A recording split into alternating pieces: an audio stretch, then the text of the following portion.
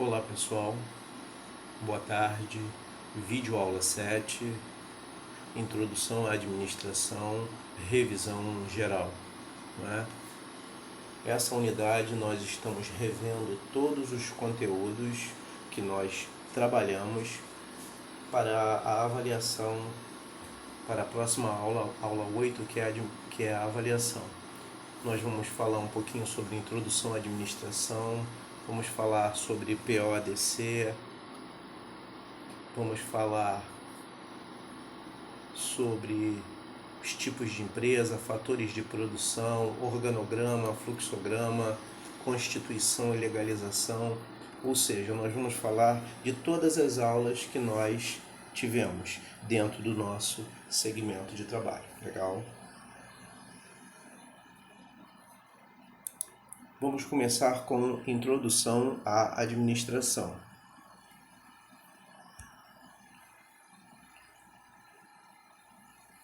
Os conceitos da administração: administrar é o processo de dirigir ações que utilizam recursos para atingir objetivos, embora seja importante em qualquer escala de aplicação de recursos, a principal razão para o estudo da administração e seu impacto sobre o desempenho das organizações. Isso quer dizer que, como elo entre os recursos e os objetivos de uma organização, cabe ao profissional da administração combinar os meios na proporção adequada, sendo, para isso, necessário tomar decisões constantemente, num contexto de restrições, pois nenhuma organização dispõe de todos os recursos e a capacidade de processamento de informações do ser humano é limitada. Isso quer dizer que a teoria da administração ela começou com o pensamento empírico, depois se tornou pensamento industrial, pensamento científico, pensamento organizado, passou por uma série de etapas, né? Tornou-se uma ciência, tá? E desenvolvida pelos maiores pensadores. Falando de administração, nunca podemos esquecer os 3 maiores nomes, os vultos, né? E alguns deles até passaram na Revolução Industrial: Frederick Winslow Taylor, Henri Fayol e Henry Ford. Ok? Teorias. A teoria geral da administração começou com a ênfase nas tarefas na administração científica de Taylor, conhecido como Frederick Winslow Taylor, criador de 6 funções, dando ênfase às tarefas, tá? Administração científica, a ciência em substituição ao empirismo. A seguir, a preocupação básica passou para a ênfase na estrutura, com a teoria clássica de Henri Fayol, todos conhecem como Fayol, e com outros princípios como o Fordismo de Henry Ford. Fayol enumerou 6 funções e 14 princípios. Funções essas que vocês já conhecem, né? Função técnica, função contábil, função financeira, função comercial, função administrativa e função de segurança, ok? E mais 14 princípios, unidade de comando, unidade de chefia, remuneração, equidade e assim vai. Esse foi Fayol. E com outros princípios, como o do Fordismo, Henry Ford, né, o cara do carro, vocês conhecem, é criador da teoria industrial, enumerou 3 funções apenas: produtividade, uniformidade e economicidade. Ford teve várias empresas, né? Inclusive faliu 3 até fazer muito sucesso. Daí ele teve que ir ao Japão, e no Japão ele conheceu a Toyota e conheceu o toyotismo, e daí ele conheceu o just in time, né? Então Henry Ford foi um estudioso da administração industrial. A teoria burocrática, a teoria da burocracia de Max Weber, seguindo-se mais tarde pela teoria estruturalista. A relação humanística surgiu com ênfase nas pessoas por meio da teoria das relações humanas, e depois a teoria comportamental, e pela teoria do desenvolvimento organizacional, DO. A teoria das relações humanas e a teoria comportamental foi desenvolvida por Elton Mayo e aperfeiçoada por Max Weber. A ênfase no ambiente surgiu com a teoria dos sistemas, desenvolvida por um biólogo austríaco naturalizado alemão chamado Ludwig von Bertalanffy, sendo completada pela teoria da contingência. Esta posteriormente desenvolveu a ênfase na tecnologia, como a tecnologia ela ganhou vulto dentro da nossa cadeira de administração. Dentro da nossa cadeira, nós temos as áreas de atuação, daí o organograma. O que é um organograma? É um gráfico que mostra a empresa organizada, dividida em setores e seções. Existem outras ferramentas e outros gráficos que nos ajudam. Nós temos o fluxograma. O organograma é um diagrama de organização. Tá? O fluxograma é um diagrama de movimento. E o cronograma é um diagrama de tempo. Está tanto em administração quanto na área de produção e qualidade. A administração se divide modernamente em 5 áreas, né?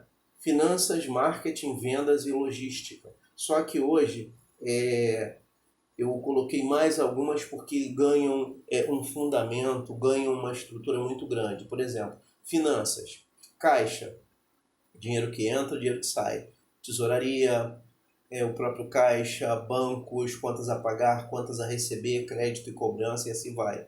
Contabilidade, que é a ciência que permite, através de suas técnicas, manter o controle permanente do patrimônio da empresa, que fala sobre lançamentos, razonete, balancete de verificação, DRE e balanço. Marketing, palavra inglesa derivada do latim mercare, ato de transacionar, negociar, propaganda, publicidade, promoções de vendas.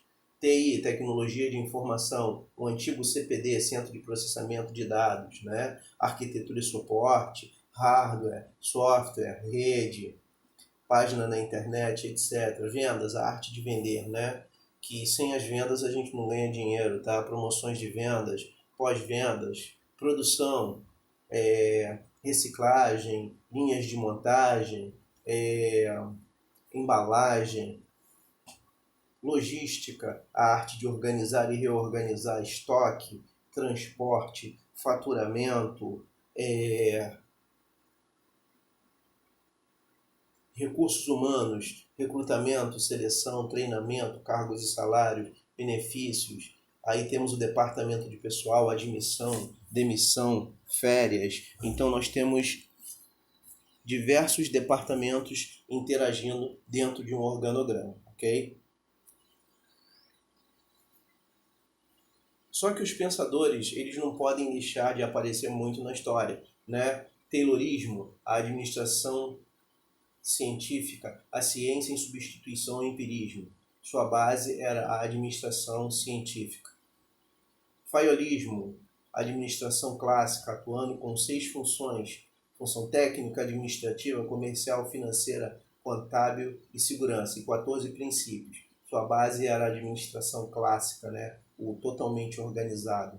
Fordismo, a teoria industrial, com 3 princípios: produtividade, uniformidade e economicidade. Nas linhas de montagem, sendo sua base a administração industrial. Peter Ferdinand Drucker, APO, com sua administração por objetivos e metas, aplicada em seu livro Práticas de Administração, de 1954. Esse livro deu trampolim para 2 cadeiras muito boas, né? Que foi o marketing, está desenvolvido por grandes profissionais. Nós tivemos a era do marketing e o trampolim para os empreendedores, o trampolim para o empreendedorismo, de onde surgiram grandes pensadores como o próprio Peter Drucker, Fernando Dolabella com seu livro O Seu Jorge, né, que fala sobre a síndrome do empregado, né, e outros grandes pensadores da cadeira de administração, ok? Então agora nós vamos falar da nossa aula 2. Na aula 2 nós falamos sobre PODC da administração: planejamento, organização, direção e controle. podemos considerar a administração como uma tarefa que possibilita alcançar objetivos previamente definidos com maior eficiência. Em seus princípios gerais, tem as seguintes funções administrativas: planejamento, organização, direção, controle. Para conhecer as funções de um administrador de empresas, entenda o que cada função administrativa significa. Se lembra daquelas atividades que estavam no organograma? Imagina cada uma sem um planejamento, sem organização, sem direção e controle. É construção de prédio grande. É difícil. Planejamento estratégico. Dentro de planejamento nós temos um aprofundamento que fala sobre o planejamento estratégico. Isso é muito ligado à logística, tá? Que se baseia no estabelecimento de metas, políticas e missão da organização. É o SWOT. Tá? FOFA. Força, oportunidades, fraqueza, ameaça. Meta, objetivo de curto prazo. Objetivo, alvo a ser alcançado. Política, são as diretrizes amplas e gerais para se chegar aos objetivos. Missão é a razão de existência da empresa. Planejamento operacional é o planejamento diário. É a parte que elabora cronogramas específicos. Cada tarefa deve ser planejada. Daí são criados métodos, procedimentos, normas, metas, programas. Esse é o operacional, que é o pessoal de nível médio técnico. Planejamento tático, análises alternativas para realizar a missão da empresa. No entanto, é um planejamento de médio prazo, normalmente anual, nível departamental. Cada departamento da empresa tem o seu. Então, se é tático, eu tenho pessoal de curso superior e técnicos bem treinados, ok? Lembrando que desses raciocínios eu tenho operacional, tático e eu esqueci o estratégico, tá? São os mestres, doutores, é o alto escalão de pensamento, é o alto nível criando as estratégias, tá?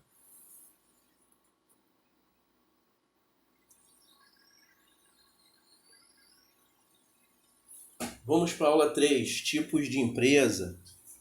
Empresa é uma unidade de produção resultante da combinação de 3 fatores.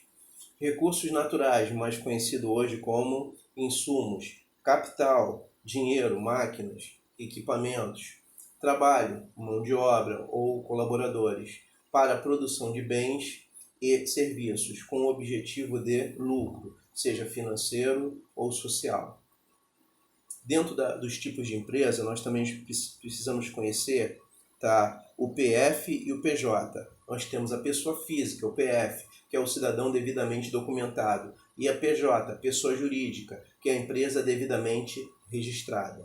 As entidades econômicas administrativas são as empresas, são formadas por pessoas, titular, patrimônio, ação administrativa e fim determinado. Ou seja, a principal finalidade de uma empresa é lucro. Tipos de empresas. Há várias classificações possíveis para sistematizar as empresas. Tudo dependendo do aspecto desejado. Na área jurídica, o Código Civil, Lei 10.406, de 10 de janeiro de 2002, relaciona 6 tipos de empresas ou sociedades empresariais. Tá? As mais modernas, entre seus artigos 980-A e 10.309-A, 10.039 a 1.092. Essas são os tipos de sociedade. Sociedade em nome coletivo, sociedade em comanditas simples, sociedade limitada, sociedade em comanditas por ações, sociedade anônima. Ok? Agora, vocês vão ouvir outras empresas como Eireli, tá? Firma individual ou sociedade, ME, microempresa, MEI, microempreendedor individual, LTDA, firma limitada e firma individual. Ok? Aula 4. Fatores de produção. Tradicionalmente, os economistas e em particular deles, Jean-Baptiste Say, é um economista francês que criou a lei de Say, que a oferta gera a procura. Quem estuda economia escuta muito falar sobre Say, em empreendedorismo também. Say aparece falando sobre a oferta gera procura, tá? Que é uma atividade comercial e econômica. Os fatores de produção têm sido apontados em todo o processo produtivo como sendo a terra, terras cultiváveis, florestas, minas, recursos naturais em geral. Trabalho, o homem, o profissional, o colaborador, capital, máquinas, equipamentos, instalações, dinheiro, tá? Mas aqueles economistas já incluíam no conceito econômico de terra não apenas o solo, o que era arável, mas todos os fatores naturais de produção. Ele está querendo falar sobre água, subsolo, energia eólica, energia marítima e assim vai. Assim, para além do solo, incluem o subsolo, a capacidade energética do mar, os cursos de água, do vento, da luz solar e etc., que são o raciocínio da energia renovável, ok? Daí os setores de produção.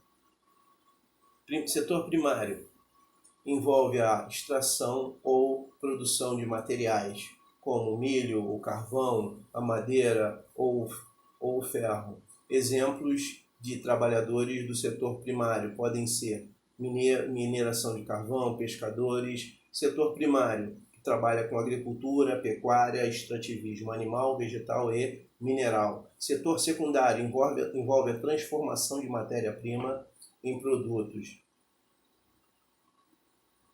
em bens como a fabricação de aço para carros ou têxteis, no caso indústria têxtil, borracha, seringueiras, etc.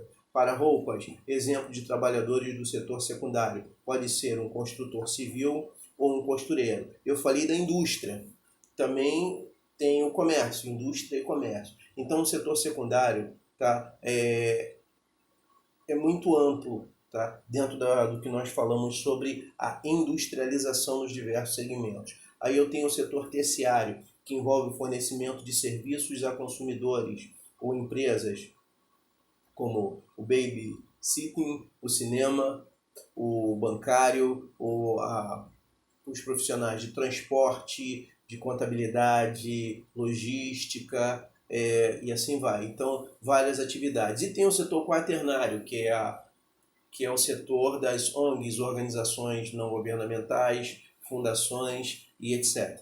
Okay? Os setores da produção. O setor primário trabalha com matérias-primas, setor secundário com indústria, setor terciário, comércio e serviços.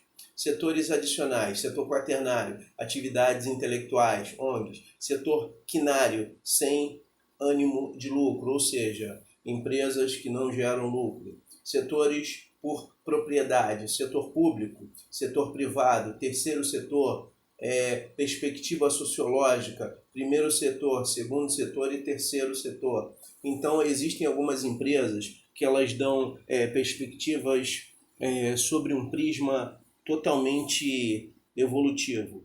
Às vezes nós vemos empresas e pensamos, como é que essa empresa dá lucro? Ela tem os seus fornecedores, empresas que fazem doação, como ONGs, pessoas que investem em projetos e assim vai. Aula 5. Na nossa aula 5 nós falamos sobre organograma, fluxograma e cronograma. Então, na introdução à administração, na abordagem da administração, informamos a utilização dos desenhos, imagens, gráficos e tabelas, né? Utilizamos a representação em software, diagrama de classe, para integrar a aritmética e lógica nos princípios administrativos, sendo organização, movimento, tempo e imagem. Então eu estou falando isso só sobre software, gráficos e tabelas. Layout, fluxograma, cartograma, diagrama. Aí, isso eu falei de administração, organograma, fluxograma e cronograma. Agora, qualidade e produtividade. Relatamos e calculamos a funcionalidade do PDCA e o PODC para os processos produtivos, reciclagem, movimentação de materiais tecnologia de materiais, produção e embalagem, PCP, planejamento e controle de produção com os princípios de organização, movimento, tempo, imagem, e também não podemos esquecer o diagrama de Ishikawa, né, que está dentro desse raciocínio. Organograma. Organograma é um gráfico que representa a estrutura formal de uma organização, ou seja, a representação gráfica clássica de uma estrutura organizacional. Segundo McCallum, acredita-se a criação dos primeiros organogramas ao norte-americano Daniel C. McCallum, administrador de ferrovias, no ano de 1856.